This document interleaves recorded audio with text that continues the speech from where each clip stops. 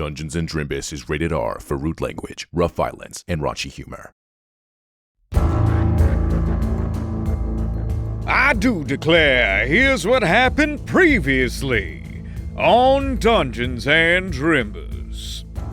After making their plans to infiltrate the monastery, Gary finally heads to get some training at LRU. He attends Professor Azure's magic class and gets a little bit of field experience for a hefty fee. After class, he and Silvio head home, where he is approached by Yorick and Yasica, saying that Yimik has gotten himself into trouble.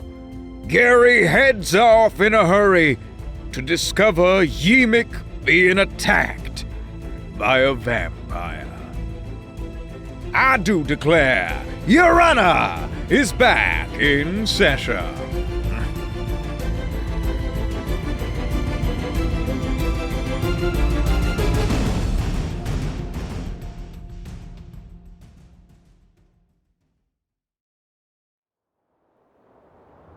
Please roll for initiative. 16. Okay, Gary, you're up first. Gary's gonna hop off and smack it with the war pick. Yeah, roll that attack for me. Unnatural 20. Yeah, that definitely hits. Roll for damage. 9. And this one is a 7. Okay, describe these smacks. 1 into the gut of the vampire, so the vampire doubles over in pain. The second one into the back of the head of the vampire. However, it is then her turn, and you see she kind of like unfurls her fingers and kind of like broadens her chest to the moon almost. It goes, and you see the hole in the back of her head kind of seal up. She still definitely is damaged, but it looks like she somehow healed a little bit of whatever just occurred to her. She is then going to claw at you, Gary. Does a 15 hit? No. She swipes at you, misses you, just barely dodge out of the way. Does a 21 hit you? No. No? No. Holy shit. So she swipes, you dodge out of the way, and then she goes to bite at your neck, and you kind of headbutt her so that she backs up. Then Yimik is going to try and crawl out from under the horse, and he's going to throw a little dagger at the vampire. He misses, it goes flying off into the woods. Oh no! Mr. Ray! Help! And he like slides back under the horse to hide. Gary, it's your turn again. Okay. Yeah, brute force back to the smack. Okay. 24. Yep. 16. That hits, roll for damage. 7 and a 7, so 14. As you land 2 more blows, this time you take the flat end of the war pick and smack the lower jaw, sending the head flying backwards, and then you use that momentum from the upward swing, because it's a heavy pick, you just barely twirl it up at the top, and then bury the pointed end into her sternum. You hear the sternum crack.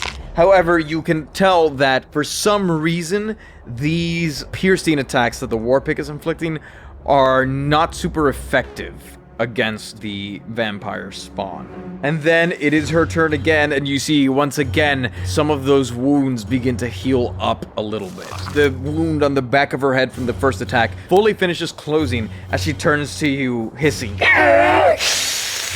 She is then going to lunge at you. Does a 22 hit you? Yes. That is going to do 8 slashing damage as she claws across your chest, digging into your gray skin as blood spills out. And then she's going to slash at you again for 9 damage. As she slashes across your chest, you raise a hand, and then she grabs that hand and digs her claws into the underside of your wrist and drags down, tearing into your flesh, and you begin bleeding pretty heavily out of your wrist. Yimik at this point is going to try to hide. And he does a pretty good job. You barely see him run out from under the horse and into some of the snow, and he begins to cover himself up. Gary, it's your turn again. Gary's gonna cast Hideous Laughter on this vampire. Does a 15 save? Yes. Yeah. Okay, you, I guess, wiggle your fucking fingers, and you see, like, her head twitches a little bit. And she just screams and shakes it off. As a bonus action, as a goblin, you can do nimble escape. I can take the hide action. Please roll a stealth check for me. 11. Okay, you run off into the brush and you hide, but you see the vampire kind of tracking you with her eyes. She lunges at you, arms open wide. However, as you duck off the bank on the side of the road, she kind of like flies past you, lands like a spider on all fours sticking to the side of the tree, and then jumps at you again, and you just barely roll out of the way on the snow, and she face plants next to you. And she turns up to look at you. However, she misses both of her attacks as Yimik remains hidden in the brush. Gary, it is your turn. Gary's gonna try again to cast Hideous Laughter on this vampire. Does a 17 save. Yeah. Again. Alright, bonus action. Gary's gonna just try and hide. Roll again. 19. As she face plants, you try to cast Hideous Laughter. She kind of starts twitching again, and while she's twitching, you go and climb up a tree. And with your sharp new claws, you kind of dig into the bark and stay hanging. And then you see she kind of turns around and looks around and is having a hard time spotting anyone. And she is going to roll an investigation. She spots Yimik.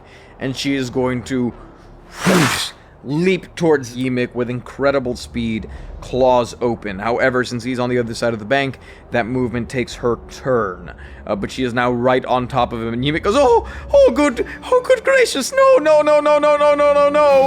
And Yimik is going to try one more attack with his last dagger. Hey, that hits! And she goes, bitch! As she takes this dagger up into her sternum, which had previously been cracked with your war pick. Gary, it is your turn. How far is she? Across the road. Yeah, so I'm gonna run after her to get the attention and cast Bonfire on her. It's a 9 save. It doesn't. Okay, how much damage does she take? Are vampires weak to fire? They are not. Damn. She takes 3d8. Roll a nature check for me. Unnatural 20. I'll give it to you. So you actually know vampires quite well. You've probably talked to Silvio a little bit about this in the last day or so. So basically, vampires have a few different weaknesses. The first is forbiddance. A vampire cannot enter a residence without an invitation from one of the occupants. The next is they are harmed by running water. The next is a vampire is destroyed if a piercing weapon made of wood is driven into its heart while it is incapacitated in its resting place. And the last is they have hypersensitivity to sunlight, which is why Silvio always travels with his cloak. But roll that 3d8 fire damage for me. That is 17. You see she lights on fire, goes, and begins rolling around in the snow trying to put out the fire. However, it is then her turn as you are now pretty much back up over the road, close enough that you may be able to take a melee attack on your following turn. She lunges at Yimik and with her claws kind of like hugs him from behind so that he can't move. He goes, oh god, no, as she lifts him up in like a big hug up off the floor. And then she is going to try to bite him. She rolls a natural 1. Whoa. So she goes to bite Yimik, and Yimik manages to pull the dagger that dislodged while she was rolling in the snow and places it on his neck so that she bites into the metal of the blade and chips one of her teeth. Gary, it is your turn. With that, Gary is going to rage and run at her with the war pick. Okay, as you rage, please roll 2d8. 3. As you enter the rage, you see this fiery burst fly out of you in a circle, the same as you saw the abominations doing when you were fighting them. And it hits both Yimik and the vampire for 3 points of fire damage. And she actually drops Yimik. And I'm gonna attack with that pickaxe. Okay. Does a 19 hit? A 19 does hit. Roll for damage. Unnatural 20, I'm sure hits. So a 12 and an 8. You get a really nasty hit in. So what's that look like? Gary tackles this feral thing and then straddling her, just like chopping with the war pick, like as she's probably putting her hands up to block. And as you do that, she is then going to try and roll out from under you, and realizing that you are the bigger threat in this scenario, is going to lunge at Yimik. What a bitch. Yeah, that definitely hits. She grabs him in her grasp and is going to try and bite him again. As you see, she's bleeding out of her mouth and paling even more than she already is. Shit, okay, that one does it. You see Yimik takes first 8 piercing damage as the remaining fang bites into his jugular. Oh no! Ray! And you see the blood begins to pour out. And then you see the vampire kind of closes her lips on that open wound and begins to suck. Just... And you see Yimik, remember, is that kind of paler green, almost like yellow color. And you begin to see all shades of green flush out from him as the yellow turns pale and then almost papery in color. And you see this gray necrosis begin to spread throughout his veins. And he goes, Ray! Ray! Yeah. And then he just drops to the ground, fucking empty. As you see, the vampire spawn's mouth is full of blood, like it is dripping off of her chin. She hisses at you. What do you do? Rage and smack again. Go for it. 17. Yeah, that hits. Roll for damage. And 23. Another 20 with the war pick. She is looking really bad as you smack her across the face twice. First you go with the heavy and you let the war pick kind of slam back into the snow, and then you raise it back up in the opposite direction. You slash across her cheek as blood comes down, and she is just becoming bloodied as you see the injury from her abdomen, the blood of Yimik dripping down her chin onto her chest, and then now the blood dripping down from her chin onto her face. Then I'm gonna hide. Okay, do that. A 19. Okay, with a 19, after you do that backslash across her cheek, you kind of follow that momentum roll in like a pirouette and hide behind the trunk of a tree. She lets out a big hiss and transforms into a bat. What? She just flies off. Not that fast. Can I catch up? She's gonna dash. Okay. I'm gonna run after her. What's your speed? 40. Okay, yeah, you can keep pace with her, no problem. Okay. I'm gonna fucking rage and smack her. Okay, yeah, you rage again. Roll those 2d8. Oh. 2. Okay, she takes 2 damage as this kind of like fiery blast knocks the bat out of the sky and she turns into her human form. Okay. 23 hits. Yep. So, ooh, a 9 won't hit though, will it? No. That's 8. You get the feeling of all your hits, this seems to have been probably the least effective one. As you smack into her, you notice that she looks a little healthier after having drunk from Yimik. And then as her turn rolls around, you again see some of those wounds beginning to heal pretty quickly. She is kind of annoyed that she had her meal and you're continuing to follow her. She's gonna turn around and go and claw at you. That does not hit. However, a 22 does, correct? Yeah. She swipes at you, you duck from under. However, she skids with one leg out and lunges back at you, tackling you into the snow. She now has you grappled. It is your turn. So before I do anything, I have to try to ungrapple. Yeah. Natural 20. Okay, you with ease, as she tackles you onto the snow, kind of bring your arms out to break her hug on you and then flip her off you onto the snow. Escaping the grapple is an action. Okay. Bonus action, I'm gonna rage. Okay. You rage again, roll that 2d8. 4. It is then her turn, however, and you see her immediately look a lot better. She swipes at you twice with her claws and goes, "Leave me alone!" Still doesn't hit you. I'm gonna chop her with the war pick. Okay, roll that. Natural 20. Okay, roll double damage. Yes, brutal critical. You can roll 1 additional weapon damage die when determining the extra damage. Woo! 8. That one's a 5. That one's a 4. So 17 total. And then I can attack again. Okay, you smack her thrice with the war pick in quick succession. You like swing the war pick up over your head and then begin twirling it like a helicopter with 3 hits as you batter her. And then you bring it up over your head for one last attack. Roll that. 11. That does not hit as you bring it down into the snow as she rolls up out of the way. You see then she kind of spreads her arms as she heals you. You're like a rib crack back into place. You see one of her cheekbones crack back in. And then transform into a bat again and try and dash away from you. I'm gonna follow and dash. Okay, you guys keep dashing in circles around the forest for a while. And then the vampire just fucking gets sick of it, flies over you as the bat, transforms, and is gonna try and attack you again. Okay. She's going to do 7 points of damage as she falls onto you, claws first, impaling your shoulder. I'm gonna cast Bonfire on her. Does a 24 save. Oh, I have to check. That's a close one. I don't know. She leaps out of the way of the bonfire. Is that your whole turn? Yeah. She is going to try and grab you and push you into the bonfire. Okay.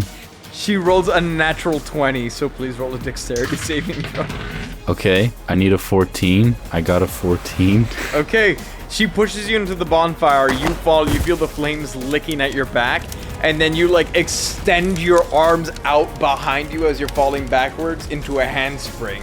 And you flip over the bonfire, landing on your feet. Okay. I'm gonna shove her in the bonfire. Okay. How do I do that? Roll a strength contest. Ooh. 22. 8. She slaps your hands away. She's then gonna try and push you back into the bonfire.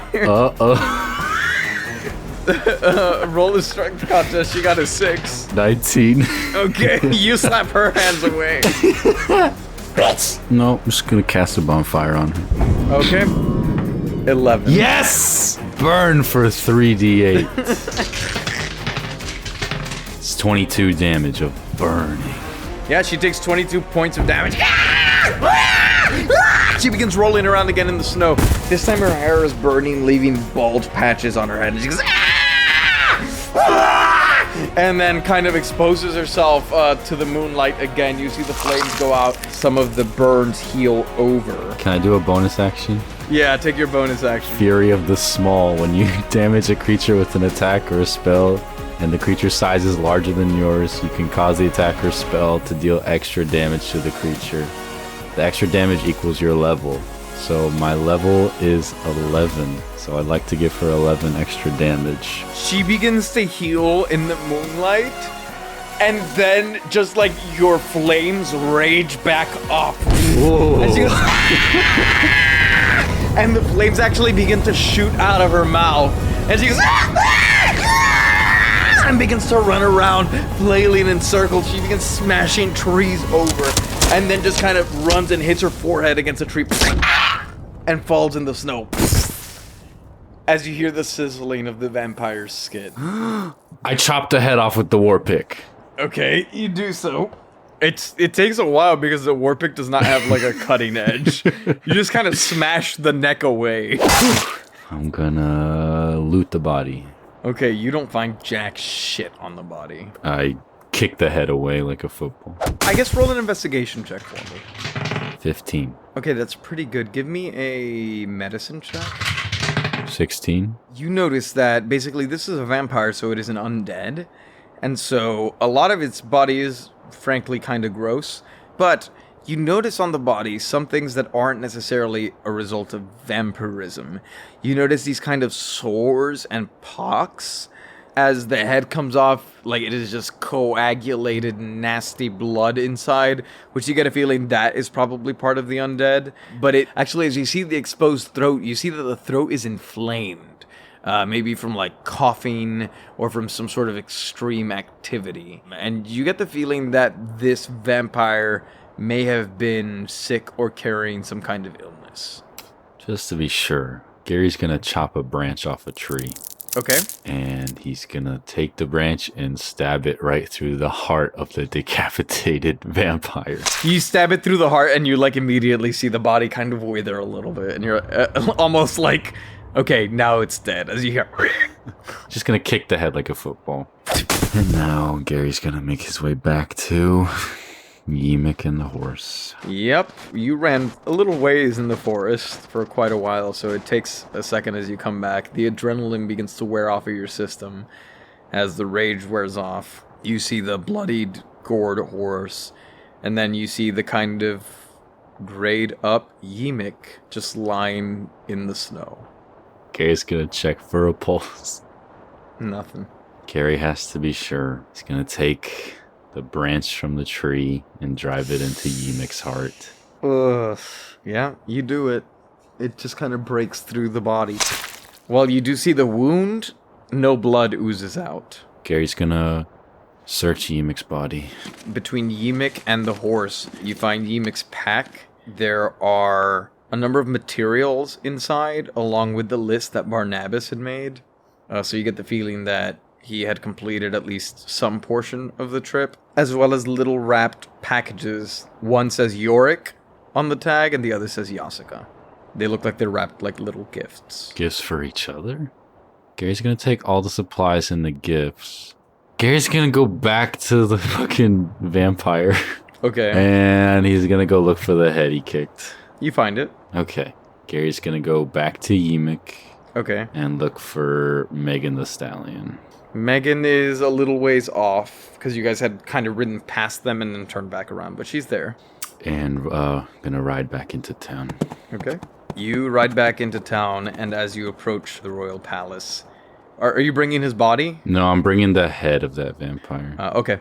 You ride back into town, and immediately you see Yorick and Yasuka are at the entrance to Longreach, and they look at you and they go, Ray, what did you find, Ray? What did you find? Did you find him? Gary's gonna toss the head at their feet.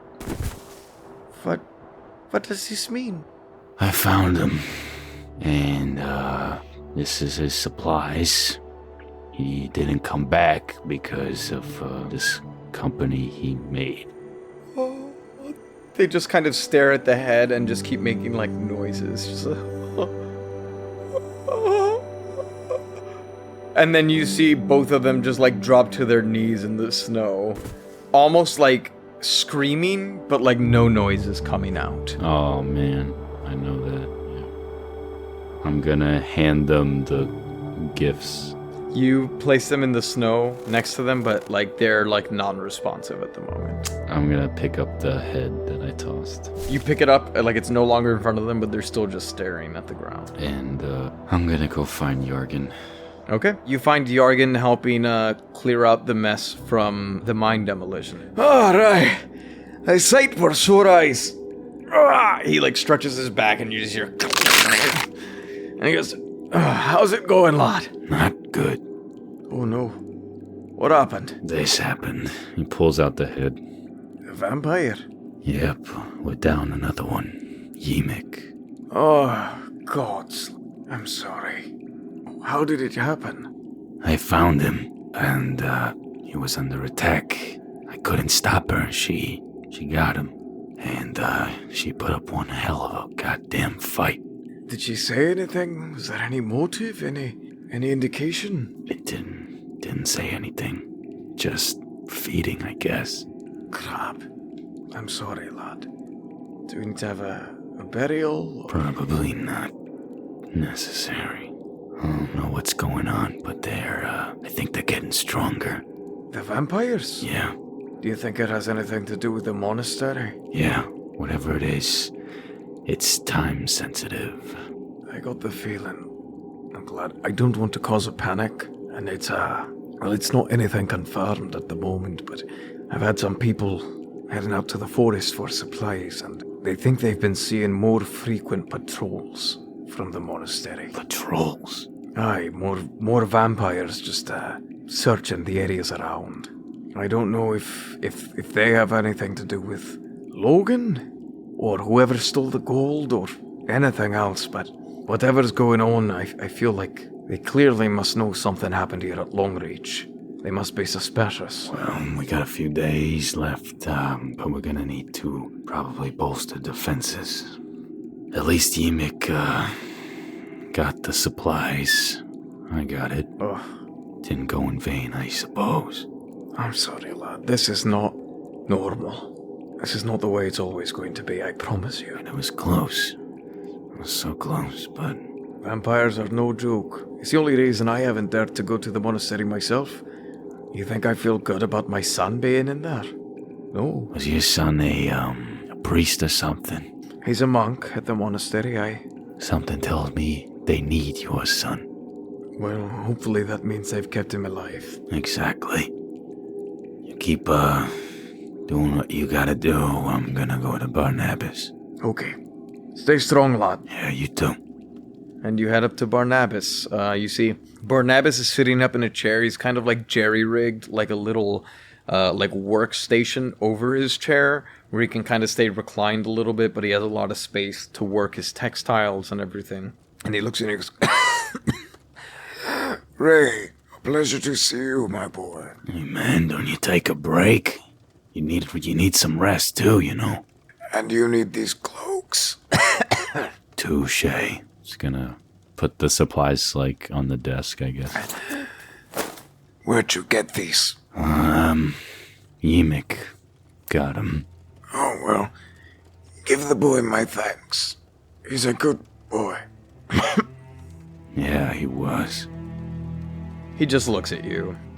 And then he looks down at the supplies. And he takes like a ragged breath in through his fucked up airways and just goes,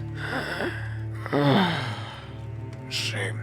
I believe in you. Just please, don't let his sacrifice be in vain. I won't. The lad always wanted to be of use. We will get through this, and we will make this place safe for those who survive him. Gary pats him on the shoulder and exits. You head back up to the palace, and Grisabeth sees you walking, and she goes, Ray? Hey, sweetheart. You're back a little early, are you okay? Yeah, I have to get my supplies. I forgot supplies for school. Is everything alright? No. What's wrong? Talk to me, sweetheart. Everybody's dropping like flies, and it's 'cause of me. What do you mean? What happened? I sent Yimik to get supplies, and, he never made it back. I found him. God. I found him getting attacked, and I tried to help him, but I did all I could, and still... She just hugs you, like, while you're still talking. She goes, it's okay. It's not your fault, okay? You're not the one that sent him out. Barnabas sent him out, and look. And she, like, removes you from the hug a little bit, still holding you by the shoulder. She says, this is their job, okay? I've gotten to talk to them a lot in the last couple of days, and, they never had it easy back in Ogle's Fort. I don't know why we're living in such crazy times, or why all this stuff is happening, but they knew what they signed up for. Did they really sign up for it? They did. They were trying to build a better life. Look at the way you were treated before. Why do you think they lived up in Heartland in the middle of nowhere? So far away from people. They had a good business. They had Barnabas. They had Becca. They had all of them. I've heard about Strunk siblings before, too. Exactly. They had a lot of really good, really talented people. But guess what? The world didn't accept them. So they wanted to make a better world for themselves. And they were willing to do anything for that. It hurts, Gary. Of course it hurts. Before me, they were fine. They would still be alive. They weren't fine. You think it's because of you?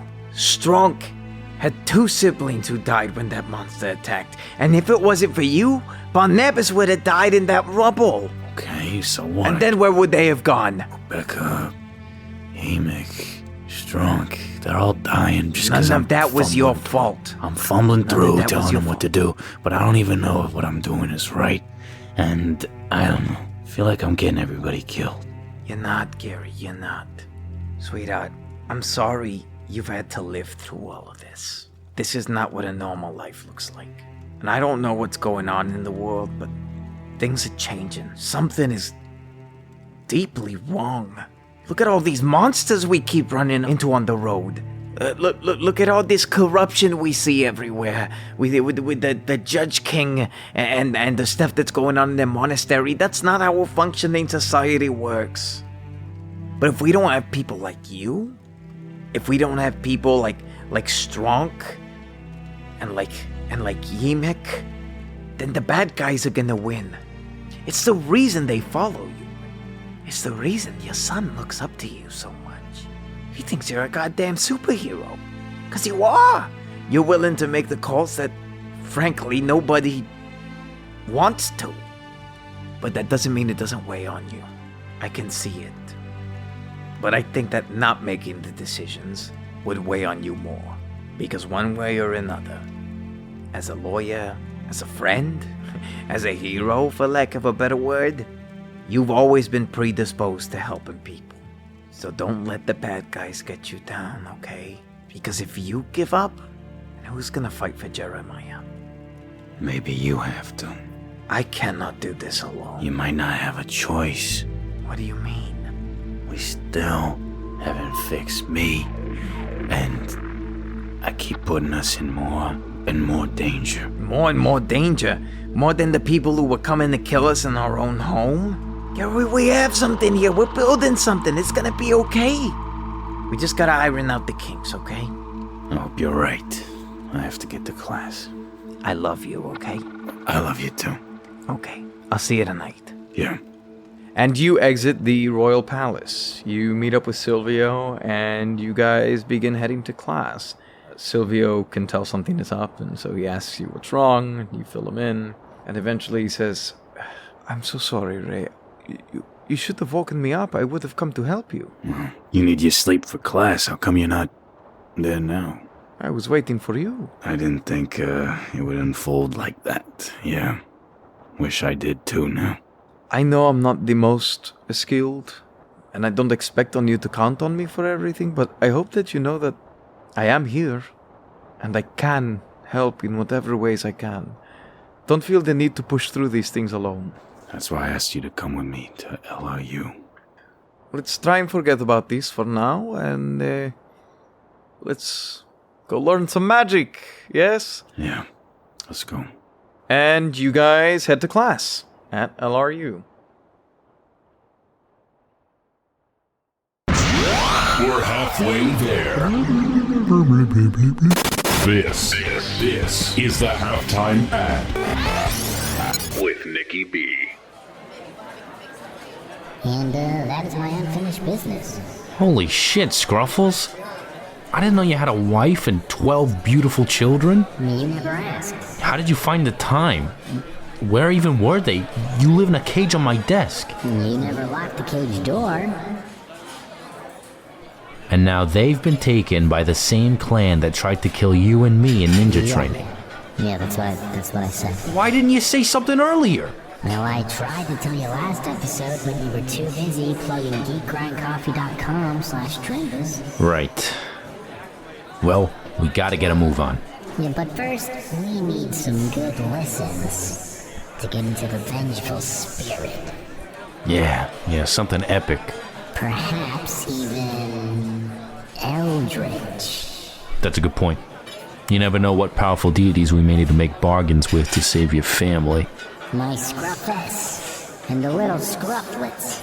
No. Okay, how about this one? The Sprouting. What is it?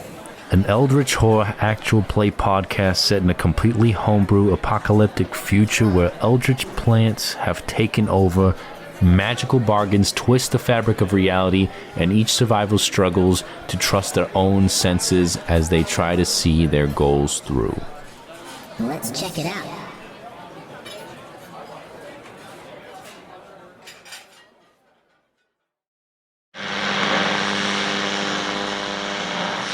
With your long-forgotten name, we call upon you. We call upon you. In the words of the unspeakable language, we call upon you. We call upon you. By the spilt blood of the wicked, who walk upon this world, sprouting the words of false idols, we call upon you. We call upon you. On the land of the dead harvest, that which brings the earth itself into your service, Yamal, we call upon you. We call you. We call upon you. We call upon you. Jamel calls upon you. The Sprouting, a Call of Cthulhu actual play podcast by Blighthouse Studio. Find us on your podcatcher of choice. Damn, that sounds good. You'll love the Call of Cthulhu system. And the music by that in-house composer. The Sprouting it shall be. All right, hold up. I got to tell the patrons to check it out. So let's see.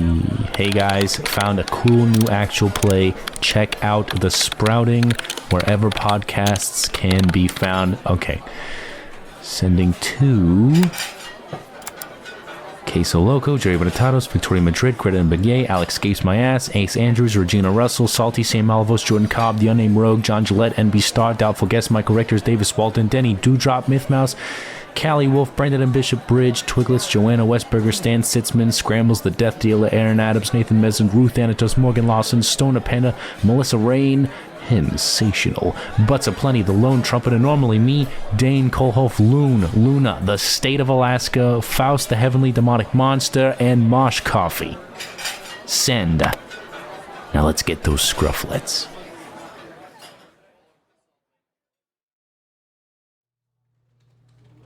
And you guys head to class at LRU. You go to class, you pay your gold, you see that Silvio turns into a bat before you guys enter the lecture hall. And he does pretty good on his stealth, so he's able to sit in for most of the class. Every now and then you'll look up at the rafters and you'll see a little bat scribbling on a little notepad. Eventually you guys head back out onto a field, and Professor Azure says, Today's lesson is inorganic engineering. In the modern world, many people like to use magic to help accomplish the construction of projects that are not necessarily naturally capable. While this may not be the career of your choice, it is helpful to know there are very many different uses that magic has. Consider this a little bit of an artistic assignment. I would like for all of you to break into groups of 3 and construct an engineering project that will impress me. Whoever does the best will earn special marks. and he kind of lets you guys loose onto the field to all go and find your teams. Poor little Gary looks around for anybody to team up with him. Silvio kind of very discreetly pops in human form. He goes, and he says, "Do you think you'd know this if we were?" Definitely. Okay, so I will leave. Yeah. He turns into a bat and disappears. And then eventually you see Duke, the werewolf that was playing Frisbee the other day. He looks around and he goes, "Oh man, again? Hey, hey, Ray! Hey. Hey! You had a team yet?" No, how about you? No, you want to work together, man? Yeah. Okay. Cool. Alright, is everyone partied up? We all have parties of 3 as I want. Oh, Mr. Globemy, well, I will be a little lenient on your grading, as it seems we are all paired up. Very well, you all have 30 minutes to impress me.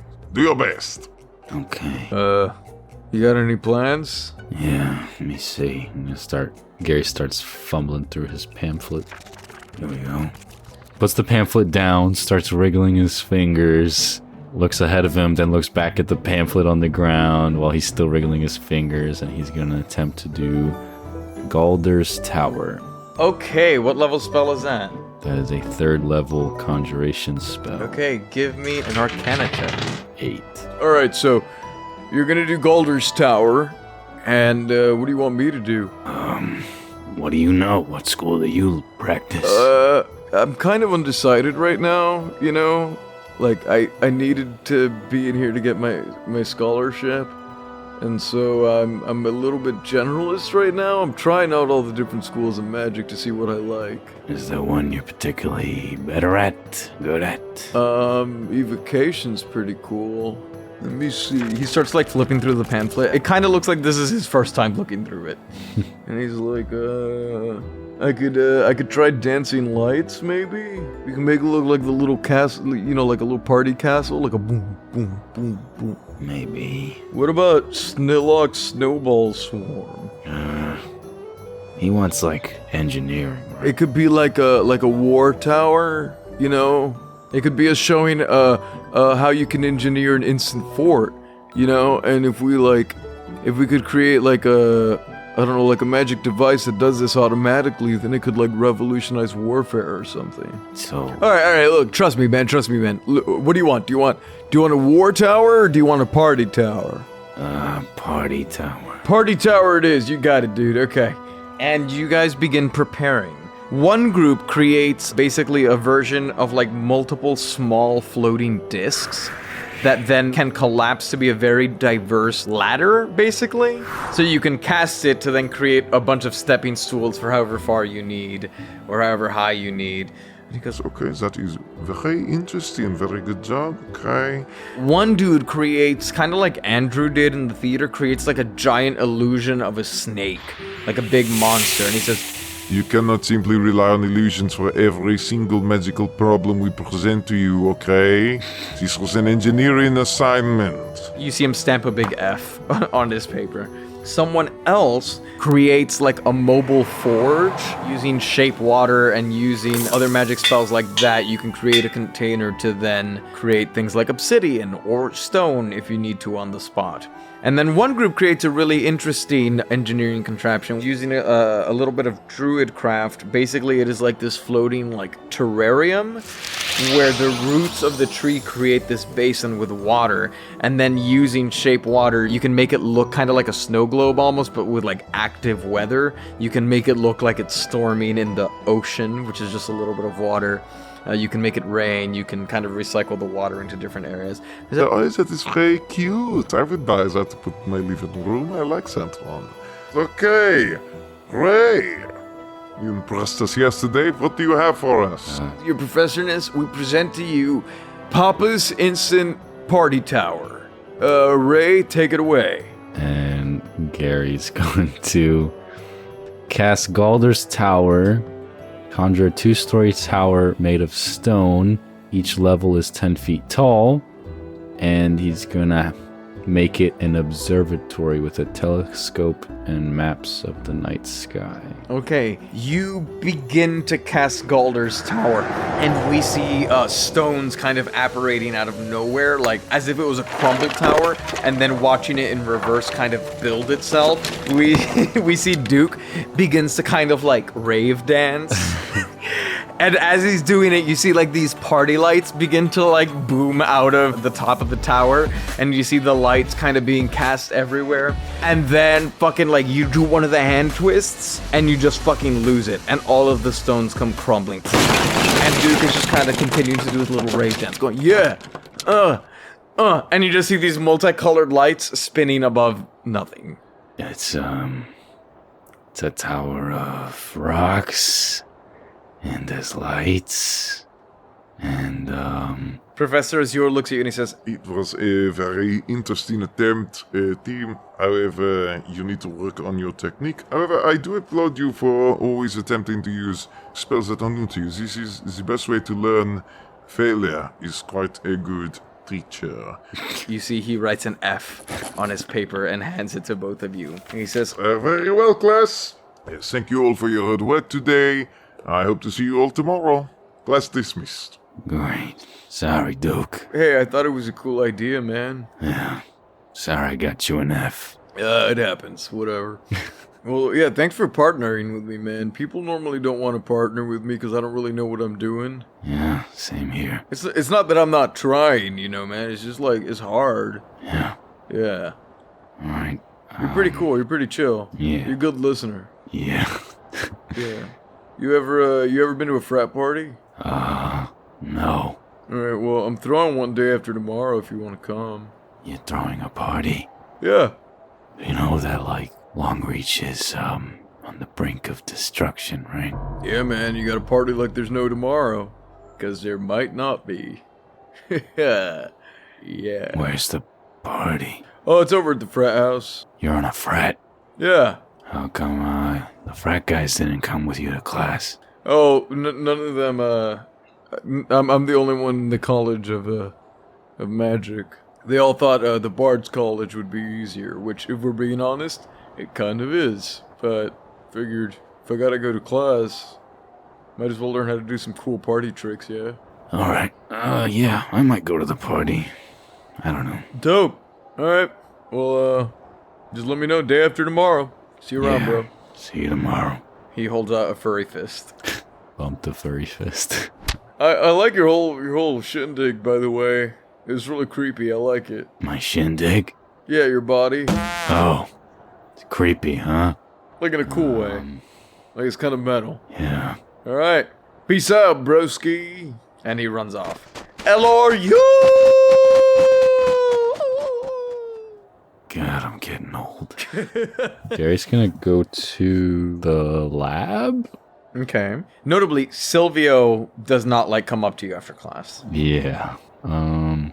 No one in the lab? Not right now. You actually, as you walk up to the lab, you see a group of students walking out. Okay. Oh hey, are you a teacher? Are you new faculty? Are you new staff? No, I'm just a student. I guess I'm kind of late. Huh? Oh, you're a student? Are you a grad student or something? Not at all. Are you here for your doctorate? Nope, I'm prodigy. Oh. Okay. What are you doing there? You make potions and stuff? I mean, seriously? That's the College of Sciences. we're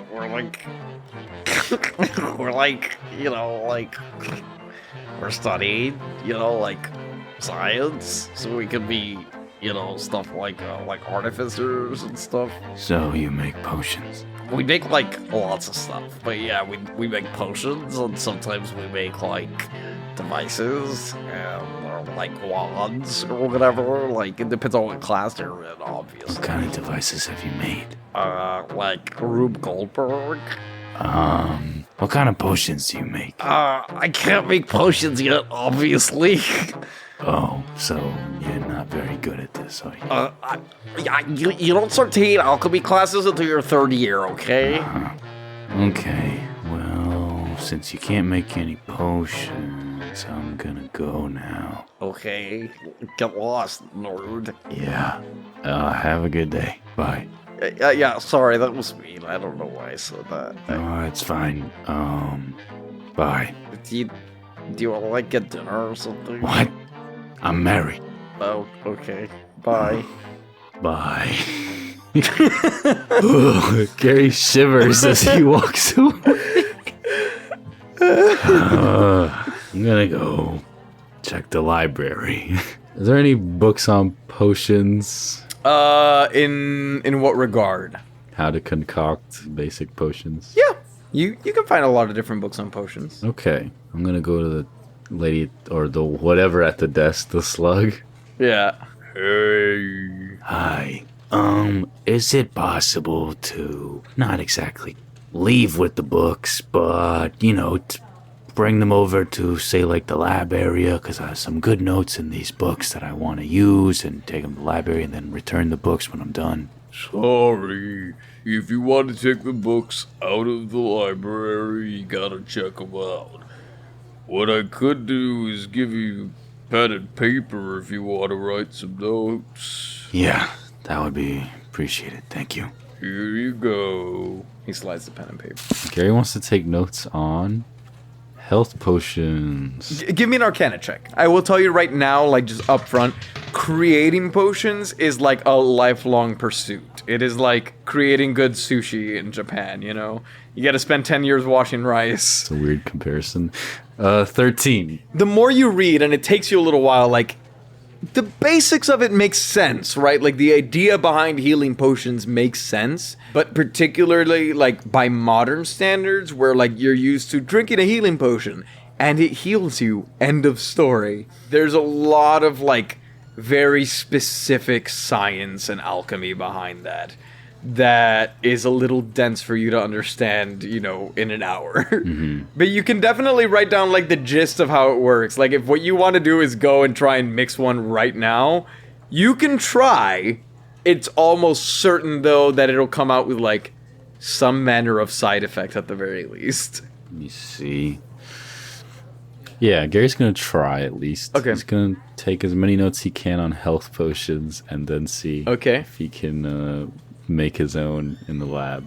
Okay, you head over to the lab. You recognize that the lab is actually the building you were hiding in while Rengar was looking for you the day that you killed him.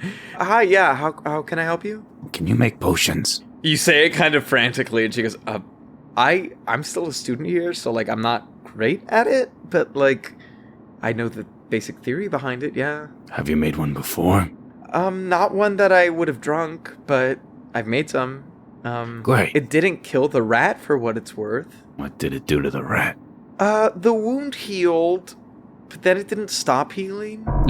It was... And she just stares off into the distance. It was a lot. Oh. You ever seen a gibbering mouther? Okay. Maybe I shouldn't be messing with this stuff. Messing with what stuff? Well, I took some notes on health potions, and I thought maybe I'd try and make my own, but I didn't realize the side effects could be so sideways. Oh yeah, bad potions will fuck you up, man. That's why, did you read about it? There was that little town in, I think it was Solstice or something, where basically they ordered a shipment of potions, but the distributor was, like, cutting the potions with cheaper supplies. And so then, when a bunch of them took them, I think it was a party or something, they all took a bunch of potions. Shit went fucking wild. It was whack. Potions are scary, man. Like what? What happened? I think some people died. I don't know. I remember reading it a while ago. We talked about it in class. Other people just, like, I think there were some extra limbs involved. Some people, like, if they took healing potions, but, like, their arm was broken, it didn't, like, set the bone right, so it healed, but, like, in a weird position. Do you have, things to test your potions on here? We have mice, rats, you know, the usual. Okay, I'm gonna take a crack at it real quick. Are you a student here? Yes. Oh, okay, cool. What's your ID? I don't remember. Roll a deception check for me. 17. By the skin of your balls, bro. She just eyes you and she goes, I mean, whatever, it's late. Yeah, go ahead, man. Thanks. Gary's going to try to concoct a health potion. Okay, roll an Arcana check with disadvantage. 11. You spend the next probably like 2 hours referencing your notes, trying to figure out where things are, trying to understand what things are. But after about 2 hours, you have a bottle of something. Okay. It's red. Yeah. I'm gonna get one of the mice. And I'm gonna test some of the potion on the mouse. That was an 11? Yeah. Okay, you give it a drop to drink, and the mouse laps it up. And it seems, I don't know, do you, like, hurt it first, I guess? No. Okay. It begins drinking the potions, and then you see nothing happens. It seems it's chilling. And then the tail begins to grow. The tail gets probably about twice as long. And then you see the same thing happens to its left hind leg. It just kind of gets, like, big out of proportion, where the mouse ends up, like, lopsided, and then its right eye kind of, like, pops partially out of its skull, embiggening. And it looks up at you. Like, after that, it stops. It seems to be okay, but it was... Alright. Well, hopefully this wears off. And what, you put it back in the cage? What do you do with rats that you're experimenting on? Is that a serious question? Well, I don't want to throw it away. What? I mean, is it okay? He's not hurt. Just feed him to the snakes. Oh. Well, I want to observe the rat because maybe the effect is temporary. Oh, then put him in the observation tank. Okay, I think that's a good idea. I think I'll do that. Okay. I'm gonna put Lucky in the observation tank. Yeah, he just kind of stares at you with the one big bug eye. And, hopefully tomorrow this will be over and done with. He, like, puts a little paw up to the glass. Like, as if he's pleading with you. I'm gonna cork the potion and just keep it. Okay. Yeah, you have a potion with you. And, I'll go outside now. Okay. Is there anyone outside the Bard's College? You see there are people around, they have like little bongo drums, and they're all dressed in all black. We're gonna walk up to them. You sleep, you weep, you nap, you get slapped. Shalom. Hi. The dude who is standing, like, reciting poetry while the others are playing the bongo acknowledges you. Hi. An audience member? Maybe. A performance? We're expressing our grief at the traumatic events that occurred here. Would you like to share some feelings?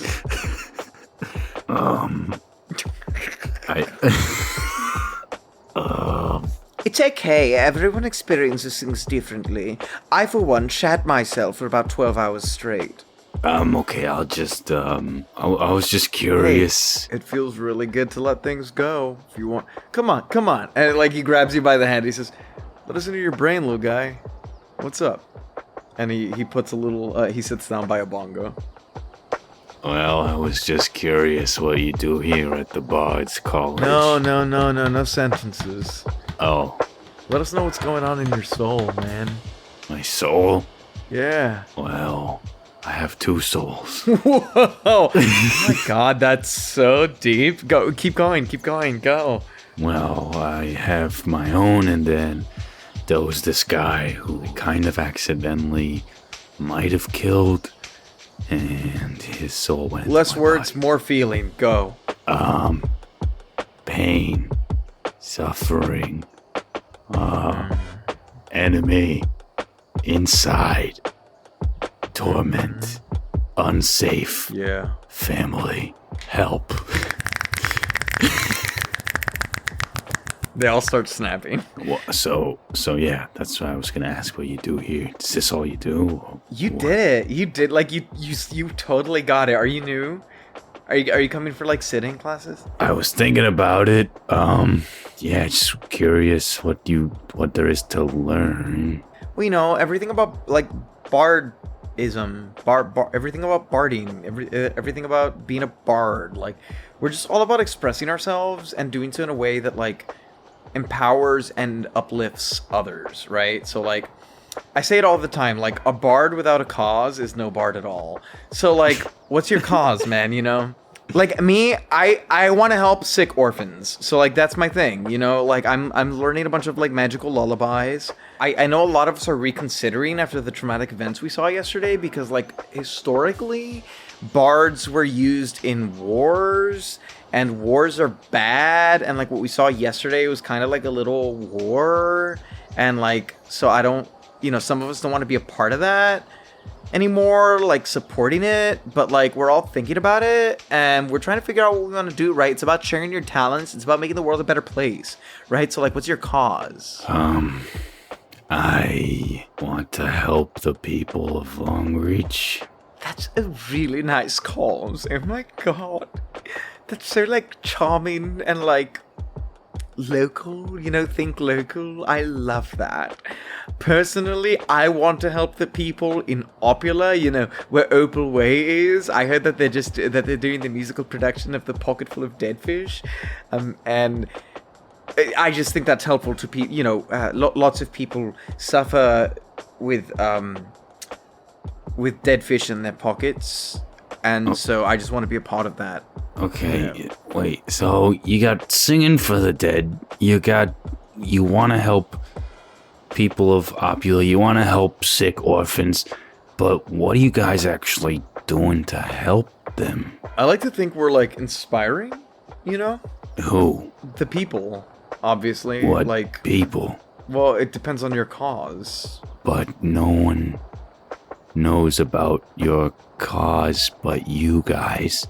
Okay, well, like, obviously, but, like, we're, like, students, you know, like... Do you learn magic? Yeah.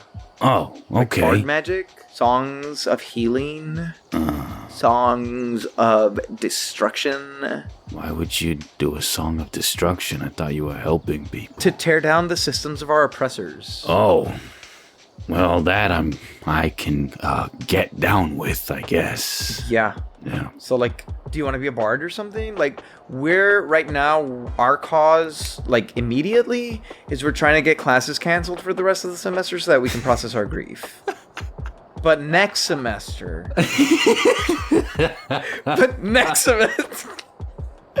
But next semester, like, totally, you know, we're here to, like, uplift you and help empower your cause. Oh, well, so this semester, who's the teacher? When you think about it, like, aren't we all the like, we're all students of life, right? So, like, everyone's a teacher, and you're a student. When is your next class? Next semester? Okay, well, here's the thing. It's supposed to be next Monday, but, like, that is so not okay? And so we're trying to fix that. You know, it'll probably feel like a safe space next semester. So... if you totally want to sign this petition, actually, that'd be great. So I can't even sign up? I mean, you technically can't. Well, I guess you can't, right? Because the semester's already underway. But you could, like, sit in on a class on Monday, except you shouldn't do that because we're trying to do walkouts because... you know, like, it's a lot. Like, there's a lot going on. It's just a lot. So what do I do then? Well, you know, like, you can't really be a good bard if you don't, like, how are you gonna tell stories about life if you don't live? So, like, we're going to the frat party, like, the day after tomorrow to, like, study life, you know? Right. To get, like, life experience so that we can accurately portray it. Well, this has been very, enlightening.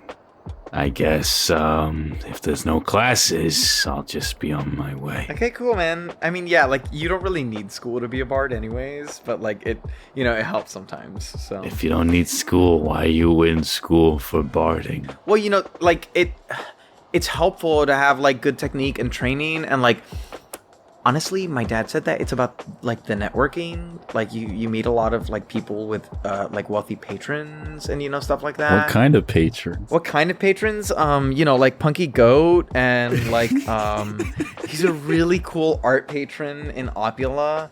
I'm a big fan of him. We got, oh my god, wait, did you guys hear about, oh my god, who's that new guy in the Solstice, Queso Loco? That guy's pretty cool. I'm a big fan of Jerry Benetatos. He's been commissioning the most interesting stage plays. Well, you know, like Regina? You guys know Regina? Regina and the Russells? Yeah, they're pretty cool out there too. I heard that Bridge actually came to the school, and they're like the hottest thing in Brookhaven right now, which I know it's not Opula, but it's like where a lot of things originate, and so, like, I don't know, that just, like, gives me hope. But whatever, like, you know, if it's too expensive for you, like, I totally get it. Wait. What's expensive? You know, the tuition? For barding? Yeah. But didn't you say you're against the system and worldly desires and all that? Doesn't money kind of fly in the face of that?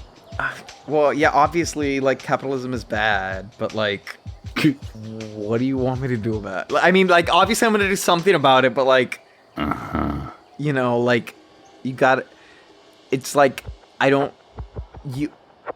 it's not that I need, like, because you don't have to, but if you want, so I can join the class for free. Well, no, that's not what I'm saying. Like, it's just. So you need money. For the classes? Yeah. Why? Capitalism. Why? Because kings were bad and they discriminated against monsters. Why? Gary grabs the bongos. Pie. Why? Lie. Die. He rolls over on the floor. Gary tosses the bongos over his shoulder and walks away.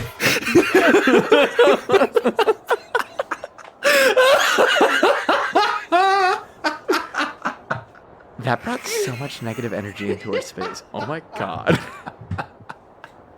Okay, Gary, where are you going to now? It's late. I'm going home. Yeah. You just spent 3 hours dicking around with the bards. Yeah, you head home. Still no sight of Silvio. And as you are arriving to the entrance of Longreach, you see Yorick and Yasika, and they go, "Oh my god, we were so worried, And you see they are huddled around another person. And as you approach, you see Yimik, gray and a little fucked up. You see like the gray necrotic veins on his neck and jaw as he looks at you and he says, "Ray, thank you for coming to help me."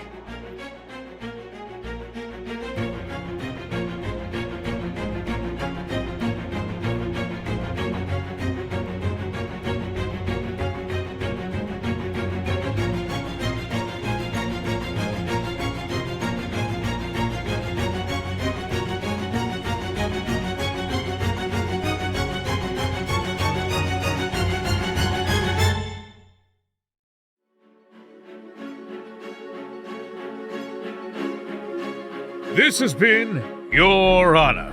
Your Honor features the vocal talents of Nicholas Benetatos as Gary Mogbile. The rest of the world is voiced by your DM, Giancarlo Herrera. Editing was done by Hannah Schooner and Giancarlo Herrera, with sound design by Giancarlo Herrera. If you want to support the show, consider checking out the links in the show notes, or go to patreon.com/Drimbus. Our patrons get access to exclusive perks like our After the Show show, After the Drimbus, free exclusive merch, bonus series, and the chance to create items for the show or have NPCs named after you. Oh, and don't forget to tweet using #Drimbus to be entered to win a free Dungeons & Drimbus sticker. Thank you all so much for listening, and I do declare I'll see you all next week.